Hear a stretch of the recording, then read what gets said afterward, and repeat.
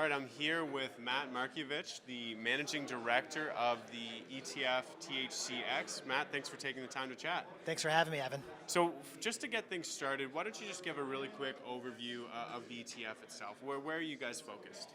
Sure. THCX is the ticker symbol. We're listed on the New York Stock Exchange. We launched in early July.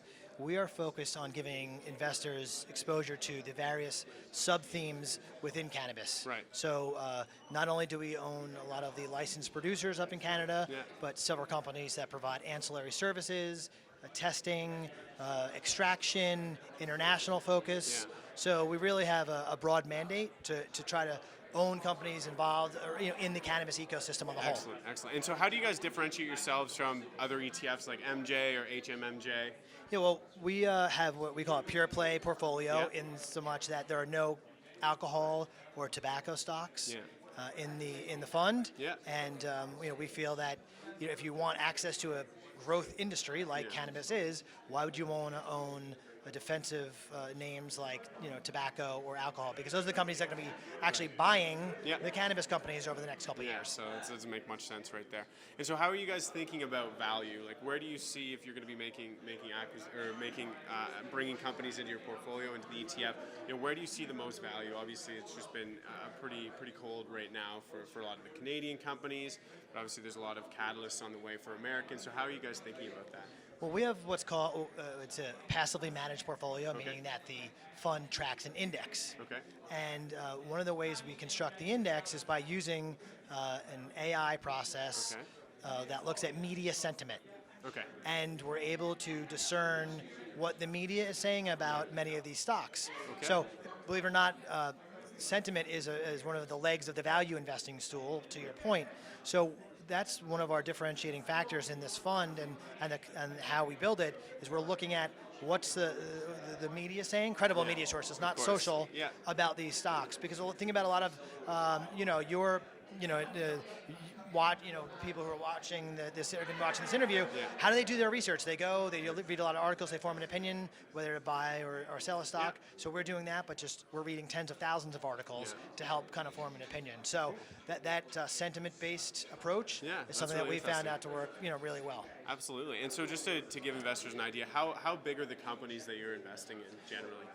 Well, the median market cap is around 350 million. We have a rule that a market cap needs to be a US 100 million Okay. to be included in the Yeah. portfolio. We are all the way up to close to $10 billion market cap. And so who are some of the top holdings then? Right now, it's Canopy, GW Pharmaceuticals, Charlotte's Web, a pure play CBD company, as well as Kronos and Aurora. And so how you just listed names from Europe, US, Canada. So what's the general sort of division within the ETF? It's from a perspective of where things are listed. Yeah. 75% of the portfolio by weight is listed in the U.S. Okay. 25% up in Canada. Yeah.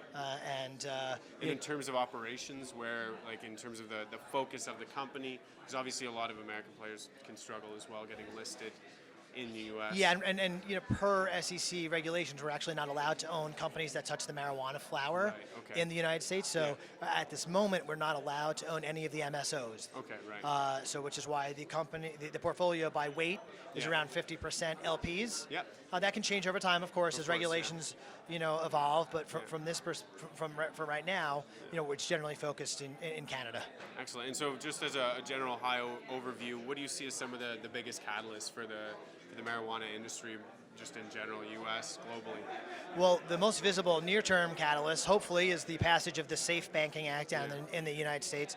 I'm hearing hopefully a December timeline on that one. It already passed the House with strong, bipartisan support a few weeks ago, and potentially again December needs to pass the Senate.